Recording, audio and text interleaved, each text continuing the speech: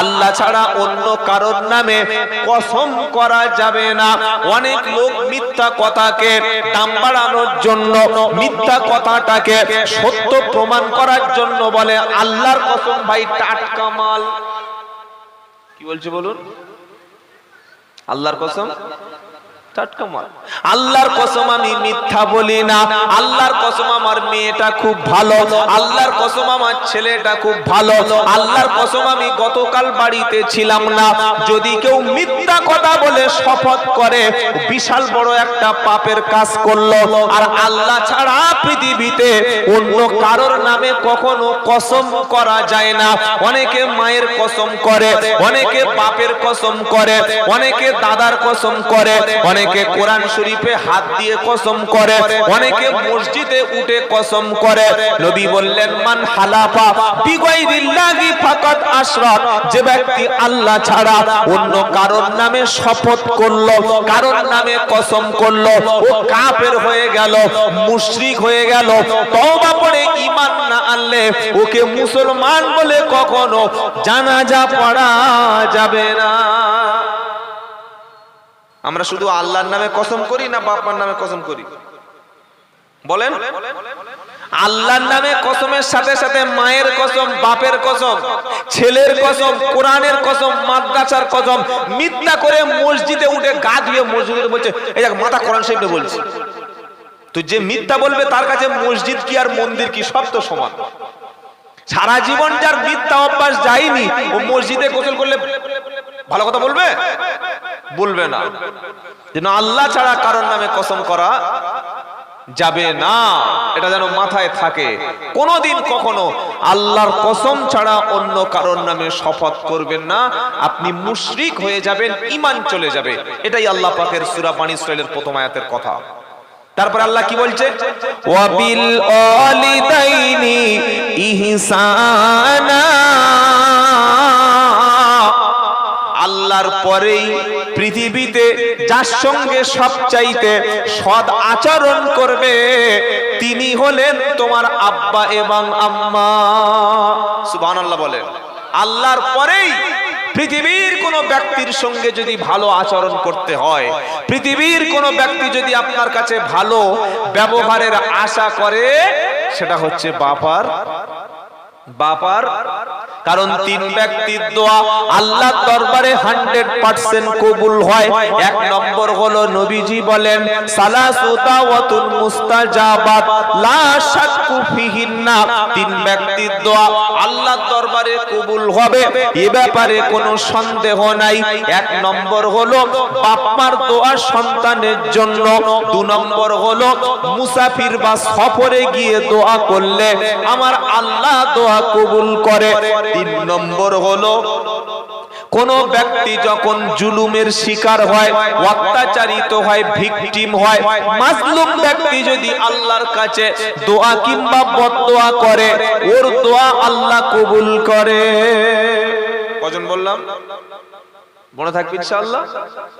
যে কোনো সমস্যার সমাধানের জন্য আগে ইমাম সাহেবের পায়ে ধরে কেঁদে 500 টাকা পকেটে ভরে দেওয়ার আগে বাড়িতে দোয়ার জন্য যে বাপ মা বসে আছে, যাদের হাতটা, যাদের দোয়াটা সন্তানের জন্য কবুল হবেই হবে, তাদের কাছে আজ থেকে দোয়া নেবেন। বলুন ইনশাআল্লাহ।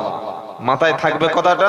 এটা আমার কথা না, বিশ্ব নবীর কথা আপনাদের কাছে বলে গেলাম। ইনশাআল্লাহ যতক্ষণ আল্লাহ কথা বলাবে নিজের মন গড়া মগজ ধোলাই করা কোনো কথা আপনাদের বলবো না। হয় আল্লাহর কালাম অথবা নবীর হাদিস থেকে বলবো ইনশাআল্লাহ। আল্লাহ বলার তৌফিক দিন, বলুক আল্লাহুম্মা আমিন। এবার আল্লাহ বলছেন যে এই বাপ মা যখন বৃদ্ধ হয়ে যাবে তখন তাদের সঙ্গে তুমি কি ব্যবহার করবে? ঘর থেকে বার করে দেবে? বৃদ্ধাশ্রমে দিয়ে আসবে? তুমি তাদের সঙ্গে খারাপ আচরণ করবে? তাদের সঙ্গে বাজে ব্যবহার করবে? না। কি করবে? ইম্মা ইয়াবলুগান্না ইনদাকাল কিবারা আহাদুহুমা আও কিলাহুমা ফালা তাকুল লাহুমা উফফি ওয়ালা তানহারহুমা ওয়া কুল লাহুমা কাওলান কারীমা। একজন অথবা দুইজন, বাপ অথবা মা, দুজনের মধ্যে একজন অথবা দুইজনা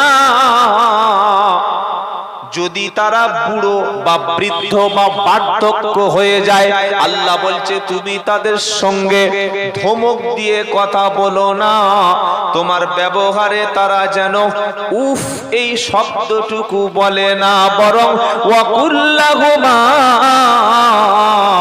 কওলান কারীমা, সবচাইতে সম্মানজনক কথা বাপের সাথে তুমি বলো।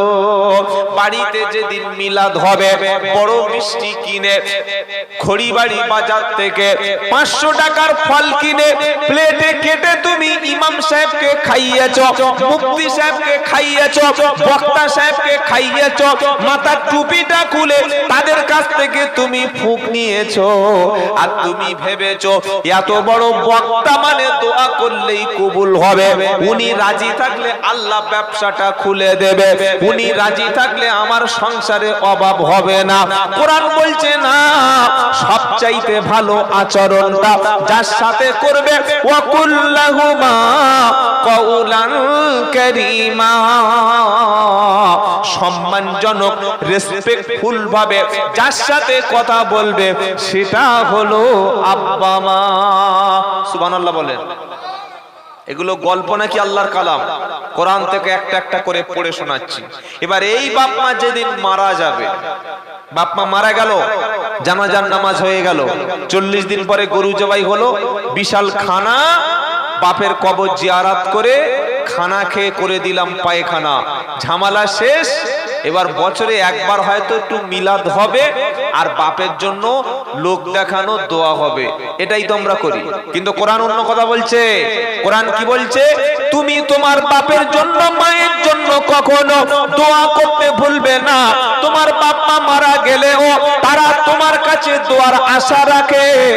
তুমি যখন নামাজের শেষে হাত তুলবে, জুমার দিনে হাত তুলবে, শবে বরাতে হাত তুলবে, যখন যেখানে দোয়া হবে একটাই দোয়া তুমি তোমার বাপ মার জন্য করবে। দোয়াটি হলো রব্বিরহামহুমা কামা রব্বায়ানি, আর জানি না, তাই তো নাকি? কি গো বাবাজিরা? রব্বিরহামহুমা কামা রব্বায়ানি সগীরা।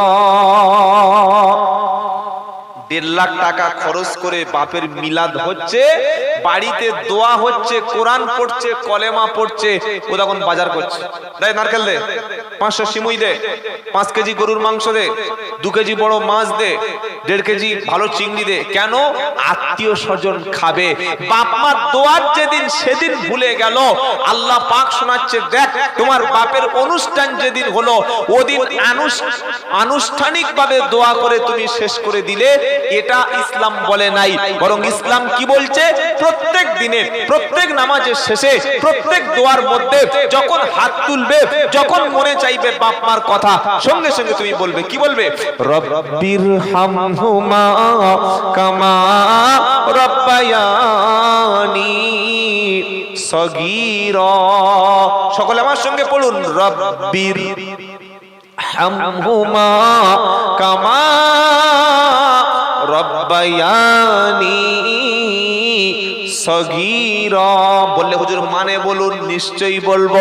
কোরআন শোনাচ্ছে, তুমি আল্লাহর কাছে যখন দোয়া চাইলে, তুমি আল্লাহর কাছে যখন এই দোয়াটা বললে, এর মানে কি?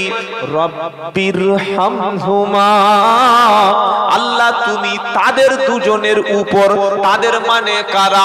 বাপ এবং মা ছিল যারা, তাদের দুজনের উপর তুমি রহম করো, দয়া করো, তাদেরকে ক্ষমা করো।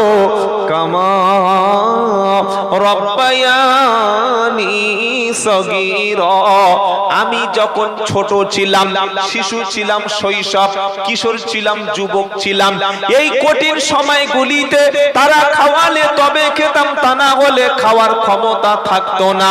তারা আমাকে ঘুম পড়ালে তবে আমি ঘুমিয়ে পড়তাম। তারা আমাকে ডেকে ডেকে রাত্রে বেলা অসুস্থ হলে ওষুধটা খাইয়ে দিত। ছেলের অসুখ হয়েছে, বাপ মা যদি সন্তানের মুখে ওষুধ না তুলে দেয়, ও সন্তানকে কখনো বাঁচানো যাবে না। এরকম ছোট্ট বাচ্চাটাকে তিল তিল করে রাত জেগে দিনের বেলা না ঘুমিয়ে যিনি মানুষ করেছেন তিনি বাবা এবং মা। কোরআন বলছে তুমি যখন ছিলে অসহায় তারা তোমার পাশে দাঁড়িয়েছে, তোমার জন্য রাত জেগেছে, তোমাকে ভালো স্কুলে পড়ানোর জন্য 1000 টাকা খরচ করেছে, তোমার সুন্দর মেয়ে দেখে বিয়ে দিয়েছে, ব্যবসাটা তোমার বাপ তোমার রাস্তা দেখিয়ে দিয়ে গেছে। আজকে যে বিল্ডিং এ আনন্দ করছো ওটা তোমার বাপের হাড়হিম পরিশ্রম করা, বাপের ঘাম ঝরানো টাকা। সেই বিল্ডিং এ তুমি শুয়ে আছো, অমন বাপ মাকে তুমি ভুলে যেও না। তাদের জন্য দোয়া করো। আমি যখন অসহায় ছিলাম তারা যেভাবে আমাকে মানুষ করেছে আল্লাহ, আজকে তারা কবরে, তুমি তাদের দুজনের প্রতি রহম করো। কথাটা মনে থাকবে নাকি ভুলে যাবে? হাত যখন তুলবেন মোনাজাতে, রব্বির হামহুমা কামা রব্বায়ানি সগীরা, এটা বলা যাবে ইনশাআল্লাহ? ইনশাআল্লাহ বলেন। যদি বলতে পারেন তাহলে বুঝবেন আপনি আপনার বাপ মায়ের ঋণটা অন্তত কিছুটা হলেও পরিশোধ করছেন, কিছুটা হলেও, সামথিং। পরিপূর্ণ না করতে পারলে কিছুটা করতে পারছেন। আর যদি বাপের কথা মায়ের কথা ভুলেই যান, একেবারেই ভুলে যান, ঈদের দিনে নামাজ পড়ে বন্ধু বান্ধবদের সাথে কোলাকুলি করেছেন, ভাড়া ভাইয়ের বাড়িতে ছুটে গেছেন, ঈদের নামাজ পড়ে বন্ধুর বাড়িতে চলে গেছেন, আপনার অনেক আত্মীয় স্বজনের বাড়ি গেছেন যাদের বাপ মা মারা গেছিল, ওই বাপ মার মারা যাওয়ার পরে বাপ মার ঘরে গিয়েছেন? বলে হুজুর বাপ মা মারা গেলে আবার ঘরটা কোথায়? বাপ এবং মা মরণের পরে তাদের জন্য একটা ঘর আছে, ওটার নাম হলো কবর। ওই কবরের সামনে যদি সন্তান দাঁড়িয়ে গিয়ে চোখের দুফোঁটা পানি ফেলে, 1000 মানুষকে বিরিয়ানি করে খাওয়ানোর চাইতে 20,000 টাকার বক্তা এনে তার খুশি করে তোষামত করার চাইতে, সন্তান গভীর রাত্রে বেলা বাপ আর মায়ের কবরের পাশে দাঁড়িয়ে রব্বির হামহুমা কামা রব্বায়ানি সগীরা, এটা বললে আমার আল্লাহ আরো বেশি খুশি হয়ে যাবে। জোরে বলুন সুবহানাল্লাহ। এই সত্যটা বলতে চায় না যারা, এই সত্যটা মানতে চায় না যারা, এই সত্যটা শুনে বাস্তব জীবনে বসাতে চায় না যারা, আমার মনে হয় তারা কোরআন হাদিস মানে বলে অন্তত আশা করা যায় না। বাবাজিরা, আল্লাহ ভাইরা, বাপ মার সাবজেক্ট আল্লাহ এখানেই ক্লোজ করে দিচ্ছে। এবার আসছে বাপ মার পরে আত্মীয় স্বজন। কে আসছে বলেন? একটা একটা করে আয়াত আপনাদের সামনে তেলাওয়াত করছি। বাপ মার সাবজেক্ট ক্লোজ, ও বিষয় হয়ে গেল। এইবার কাকে ধরেছে আল্লাহ? আত্মীয় স্বজন। সুবহানাল্লাহ বলেন। কোরআন শোনাচ্ছে, ও আতিদাল কুরবা হাক্কাহু ওয়াল মিসকিনা ওয়া ইবনাস সাবিল ওয়ালা তুবাদ্দির তাবদীরা। তোমার আত্মীয় স্বজন যারা আছে, শুনছেন আপনারা? খুব ভালো করে শুনুন। তোমার আত্মীয় স্বজন যারা আছে, মিসকিন যারা আছে, তাদের যে প্রাপ্য সেটা তুমি দিয়ে দাও। সুবহানাল্লাহ বলেন। তোমার যে চাচি, তোমার যে খালা, তোমার যে চাচি তোমার বাড়ির পাশে তোমার নিজের ভাই, তোমার চাচাতো ভাই, তোমার ঘরের সঙ্গে যার ঘর, তোমার ছাদের পাশে যার ঘর, তোমার বিল্ডিং এর সঙ্গে যার বিল্ডিং লাগানো, তুমি ঘর থেকে বার হলে যার উঠানে পা দিয়ে রাস্তায় নামতে হয়, তোমাকে ছোটবেলায় মায়ের সমান যে খালা তোমাকে মানুষ করেছে, তোমার বড় ভাই তোমার প্রতি অবদান ছিল, তোমার বড় বোনটা তোমার প্রতি অবদান ছিল, তাদের প্রাপ্যটা তুমি দিয়ে দাও, তাদের কথা যেন ভুলে যেও না। আমার নবী বলেন, লা ইয়াদখুল ইয়াদখুলুল জান্নাতা কাতি', আত্মীয়তার সম্পর্ক ছিন্নকারী কখনো আল্লাহর জান্নাতে যাবে না। আত্মীয়তার সম্পর্ক ছিন্ন করে দিয়েছে যারা, আমি খাবো, আমার বিবি খাবে, আমার বাচ্চা খাবে, আমার মেয়ে খাবে, খালি এই কটা নিয়েছি, বাপকে বাদ দিলাম, ভাইয়ের খবর নিলাম না, বোনের খবর নিলাম না, গরিব প্রতিবেশীর মেয়ের বিয়ে হচ্ছে, একটা টাকা সাহায্য করলাম না, একই গ্রামে গরিব মানুষ চিকিৎসার অভাবে পড়ে আছে, একটা টাকার ওষুধ কেনার মতো ক্ষমতা নাই, তার পাশে সাহায্য করে না যারা, ইসলাম বলছে মুসলমানের দলে পড়ে না ওরা। আল্লাহ ওটাই শোনাচ্ছে, কি শোনাচ্ছে? ও আতিদাল কুরবা হাক্কাহু ওয়াল মিসকিনা ওয়ালা তুবাদদিরু তাবদীরা। তোমার আত্মীয় স্বজনের হকটা, তোমার চাচাতো ভাইয়ের হকটা, তোমার দরিদ্র ভাইয়ের হকটা, তোমার আশেপাশে এলাকায় মিসকিন আছে যারা, তাদের হক তুমি আদায় করো। আর এই খরচ করতে গিয়ে যেন অতিরঞ্জিত বাড়াবাড়ি যেন করো না, কারণ অপচয়কারীকে আমার আল্লাহ ভালোবাসে না।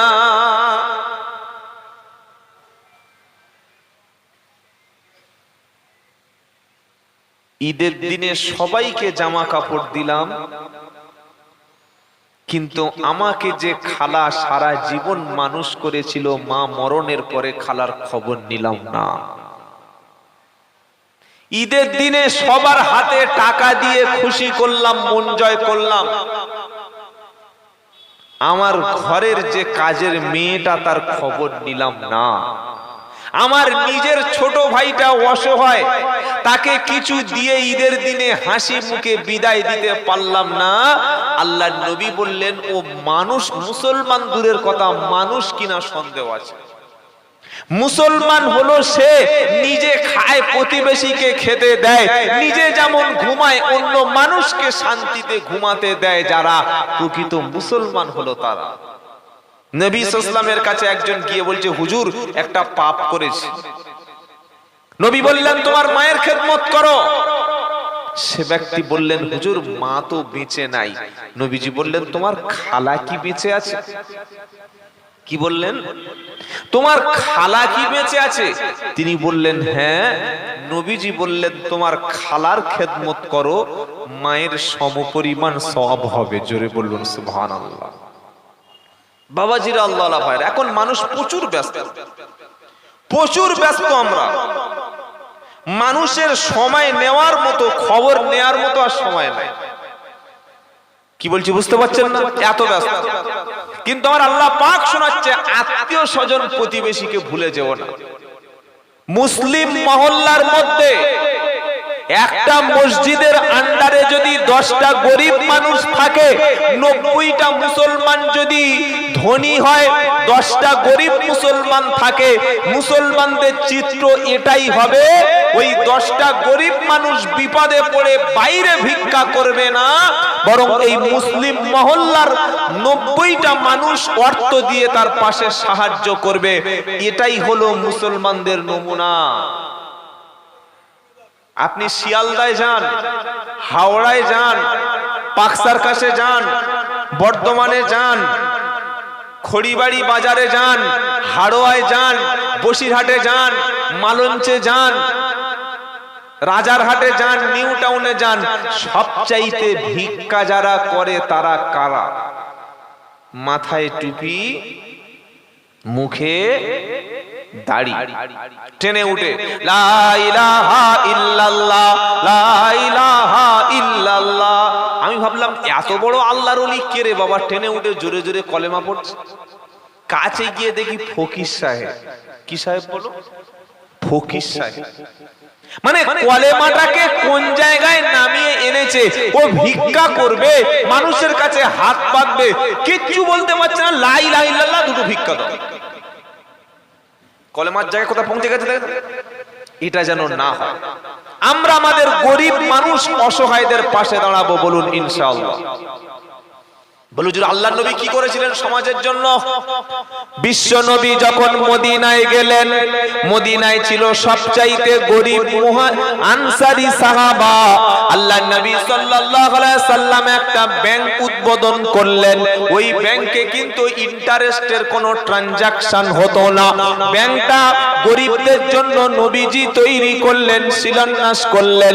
আর নবীজি বললেন, মদিনা রাষ্ট্রের মধ্যে কোনো বিধবা মা যদি থাকে, গরিব বাচ্চা যদি থাকে, ইতিম বাচ্চা যদি থাকে, আমি নবী মুহাম্মদ সাল্লাল্লাহু আলাইহি ওয়াসাল্লাম ওই বিধবার দায়িত্ব, ইতিমের দায়িত্ব, গরিবের দায়িত্ব, অসহায় মিসকিনের দায়িত্ব, তাদের খাদ্য খেতে দেওয়া, তাদের চিকিৎসা, তাদের শিক্ষা, তাদের নিরাপত্তা, তাদের দায়িত্ব আমি নবী মুহাম্মদ মুস্তাফা সাল্লাল্লাহু আলাইহি সাল্লাম নিজে কাঁধের উপরে তুলে নিলাম।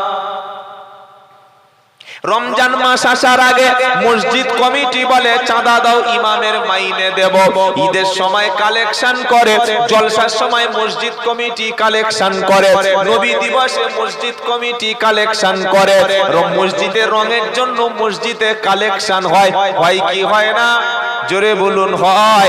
ইমামের মাইনে বাড়ানোর জন্য মসজিদে কালেকশন করে, মহল্লার মধ্যে মসজিদে টাইলস লাগাবে সেজন্য কালেকশন হয়, মসজিদে এসি লাগাবে তার জন্য কালেকশন হলো। অথচ এই মুসলিম মহল্লার মধ্যে একটা ছেলে শিক্ষিত হতে চাইছে, ইঞ্জিনিয়ার হতে চাইছে, ডাক্তার হতে চাইছে, পুলিশ হতে চাইছে, একটা ডব্লিউবিসিএস পড়াশোনা অফিসার হতে চাচ্ছে, আইপিএস অফিসার হতে চাচ্ছে, ওই ছেলেটা ব্যারিস্টার হতে চাইছে, ব্রেন আছে, রেজাল্ট সবকিছু ভালো আছে, কিন্তু ওর বাপ রিকশা চালায়, টোটো চালিয়ে খায়, সামান্য ছোট একটা ব্যবসা, গ্রামের মসজিদ কমিটি, জলসা কমিটি, ঈদগাহ কমিটি, নবী দিবস কমিটি, এরকম একটা ছেলেকে মানুষ করার জন্য পাড়ায় কখনো কালেকশন করে? দেখেছেন? হ্যাঁ বানা বলুন। আমরা খালি বলছি আল্লাহ আল্লাহ, ভাগ্য পাল্টে দাও। আল্লাহ বলছে সেই জাতির ভাগ্য আমি ততক্ষণ পর্যন্ত পরিবর্তন করি না যে জাতি নিজের ভাগ্য পরিবর্তনের জন্য নিজে না চেষ্টা করে। মসজিদ মহল্লার মধ্যে মানুষ গরিব আছে, ভিক্ষুক আছে, মিসকিন আছে, একটু লক্ষ্য রাখবেন, সমাজ অনেক পরিবর্তন হয়ে যাবে। বলুন সুবহানাল্লাহ। এই কাজটা অমুসলিমরা করে, ইহুদিরা, খ্রিস্টানরা, আমার হিন্দু ভাইরা করে। তাদের একজন যদি গরিব থাকে, বিশেষ করে শিখ সম্প্রদায় যারা, তাদের একজন গরিব থাকলে সব শিখ টাকা তুলে, চাঁদা তুলে গরিব ভাইটার একটা ব্যবসা করে দেয়। আর আমাদের মুসলমানদের যদি কেউ একটু ভালো ব্যবসা করে দু পয়সা কামায়, ওর পাছায় এমন কাঠি দিয়ে এমন বাঁশ ভরে দেবে, যতক্ষণ ওর ব্যবসা লালবাতি না জ্বলবে মোল্লার বাচ্চা থামবে না, এ মুসলমান থামবে না। তা আবার দাড়ি রেখেছে মুখে এক বিগত করে, মুখে দাড়ি রেখে আপন ভাইয়ের ব্যবসায় ক্ষতি করছে, মুখে দাড়ি রেখে আপন ভাইয়ের মেয়ের বিয়ে ভেঙে দিচ্ছে, মুখে দাড়ি রেখে আপন ভাইয়ের চাকরি নষ্ট করে দিচ্ছে, মুখে দাড়ি রেখে মসজিদ থেকে এমন কথা বলছে পাড়ায় মারপিট বেঁধে যাচ্ছে। এটা মুসলমানের চরিত্র। এই আখলাক, এই ক্যারেক্টার যদি না পাল্টাতে পারি, শুধুমাত্র মাথায় টুপি মুখে দাড়ি দিয়ে কখনো জান্নাতের আশা করা যায় না। আজ থেকে সকলে নিয়ত করুন, আত্মীয় স্বজন, গরিব প্রতিবেশীর প্রতি খেয়াল রাখবো। বলুন ইনশাআল্লাহ। আপনি খাচ্ছেন, প্রতিবেশীকে দিয়ে খান, খুশি হবেন কে? শুধু আল্লাহ খুশি হবে। কিয়ামতের দিন আল্লাহ যখন বান্দাকে জান্নাতে দেবে, কিসের জন্য জান্নাতে দেবে? ওয়ায়ুতুইমুনা তুআমা আলা হুব্বিহি মিসকিনা ওয়া ইয়াতীমা ওয়া আসীরা ইন্নামা নুতইমুকুম লিওয়াজহিল্লাহি লা নুরিদু মিনকুম জাযাআ ওয়ালা শুকুরা। 29 পারা সূরা দাহারের মধ্যে আল্লাহ পাক শুনিয়ে দিচ্ছে কিয়ামতের দিন এক শ্রেণীর বান্দা যারা জান্নাতে যাবে, আল্লাহ তাদের কাজের উপরে খুশি হয়ে যখন জান্নাত দেবে, আল্লাহ পাক তাদের বলবে তোমরা যে জান্নাতে এসেছো এটার কারণ কি তোমরা জানো? তারা বলবে রব্বানা, আমাদের একটা কাজ ছিল, আমরা নিজে খেতাম, মানুষকে দিতাম, আমরা মানুষের পাশে দাঁড়াতাম, গরিব অসহায়কে সহযোগিতা করতাম, ইয়েতিমকে খাদ্য দিয়েছি, মিসকিনদেরকে খাইয়েছি, অসহায়দের পাশে দাঁড়িয়েছি। কেন দাঁড়িয়েছি রব্বানা? ওয়ায়ুতুইমুনা তুআমা আলা হুব্বিহি মিসকিনা ওয়া ইয়াতীমা ওয়া আসীরা। আমরা গরিবদেরকে, মিসকিনদেরকে, ইয়েতিমদেরকে খাদ্য খেতে দিয়েছি, তাদের ভালো ভালো কাজে সহযোগিতা করেছি। এটা কেন করেছি? শুধুমাত্র আল্লাহর সন্তুষ্টির জন্য। সুবহানাল্লাহ বলবেন না? আল্লাহ সন্তুষ্টির জন্য রাজি হবেন আমার আল্লাহ, বলুন না সুবহানাল্লাহ। তো আল্লাহ বলবে তুমি যে দুনিয়ায় খাইয়েছিলে, তুমি যে দুনিয়ায় মানুষকে সহযোগিতা করেছিলে, আমি কি তোমার এই যে কাজের পুরস্কার আমি বেকার করব? কি দেবো? তুমিও খাও। সুবহানাল্লাহ বলেন। কে খেতে দেবে? আল্লাহ। কি বলবে?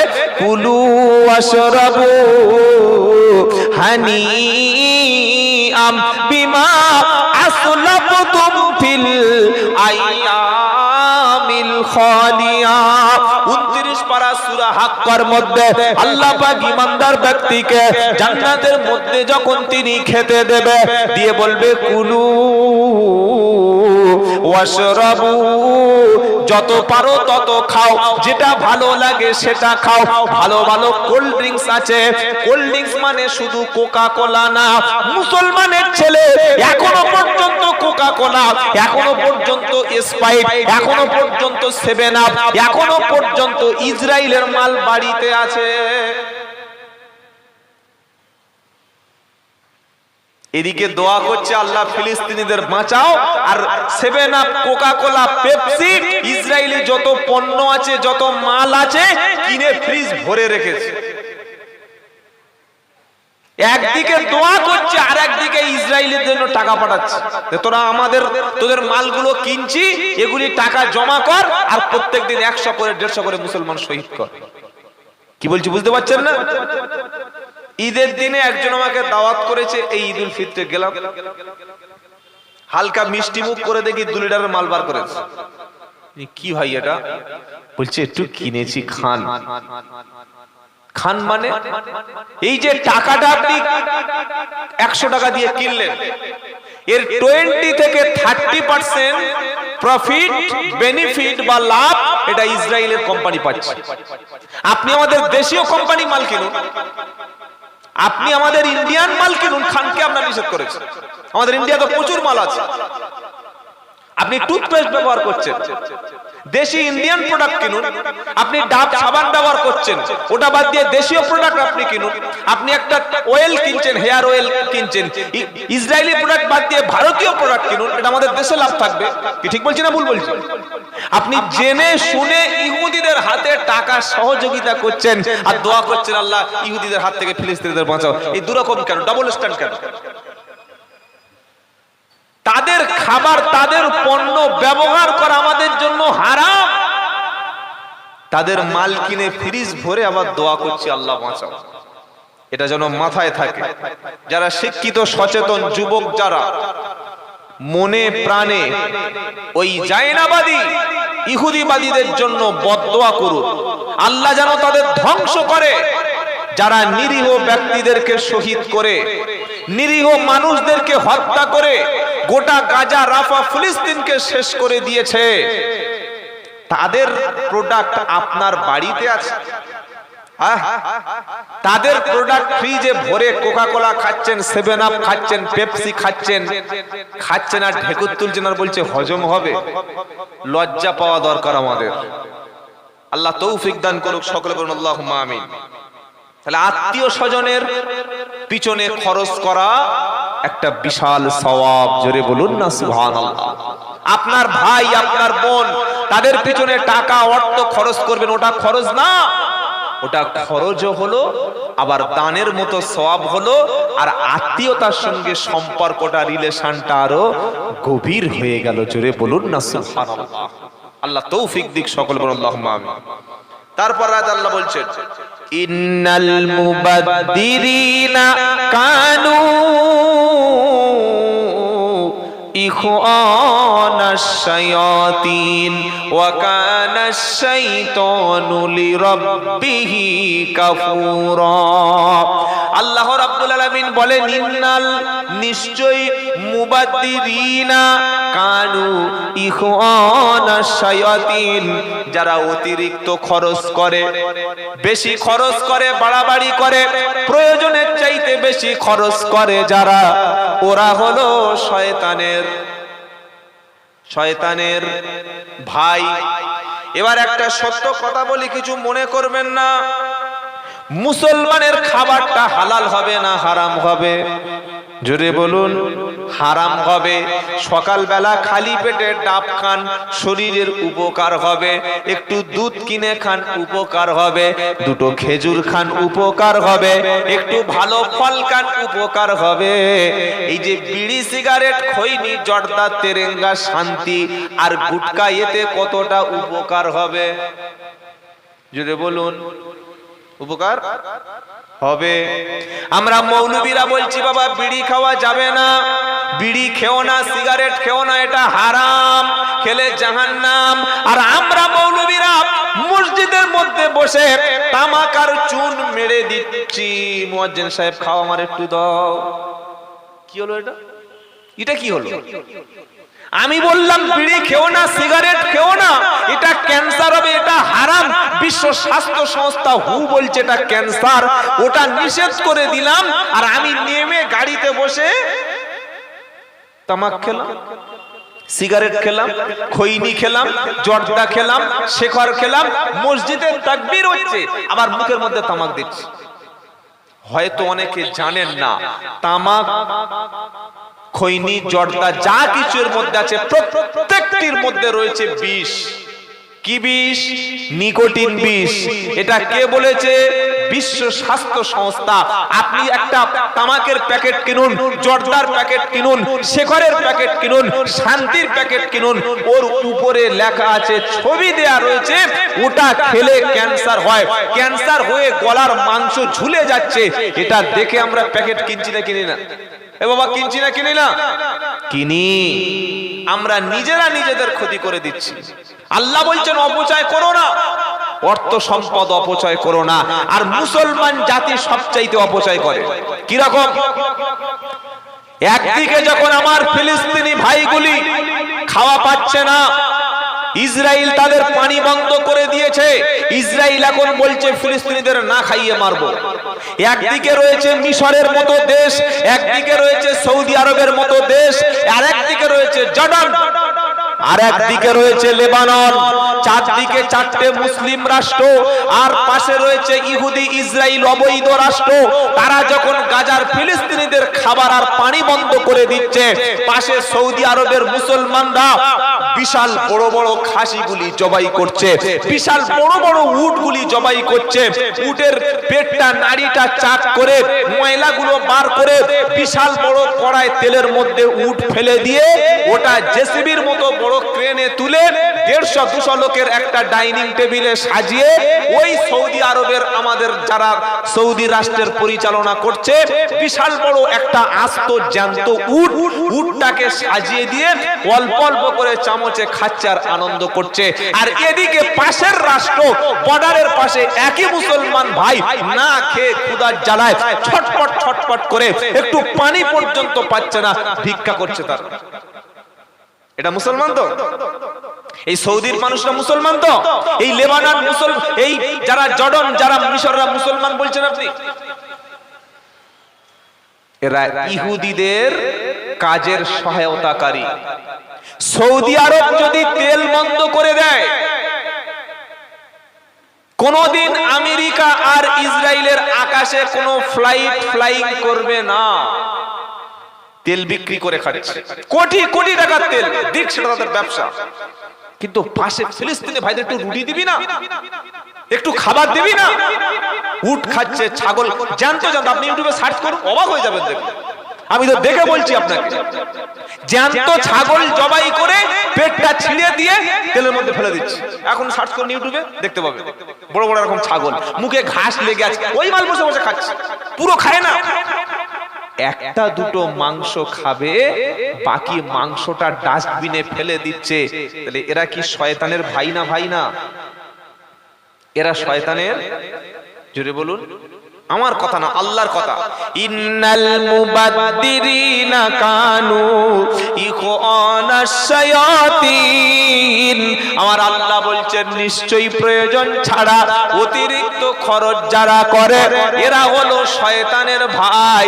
আপনার যত পোশাক আছে পরুন, অতিরিক্ত নষ্ট করবেন না, এরা হলো শয়তানের ভাই।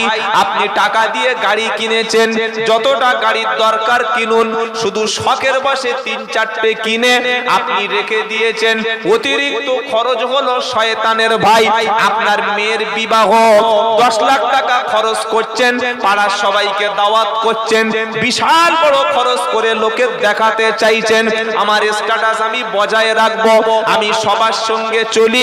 10 লাখ টাকা মেয়ের বিয়েতে খরচ হলো, আর পাশের প্রতিবেশী ক্ষুধার্ত, পাশের একটা মানুষের বাড়িতে বৃষ্টি হলে দাঁড়ানো যায় না, আপনি 2 টাকা দিয়ে সাহায্য করলেন না। কোরআন শোনাচ্ছে নিশ্চয়ই প্রয়োজন ছাড়া অতিরিক্ত খরচ যারা করে এরা হলো শয়তানের ভাই।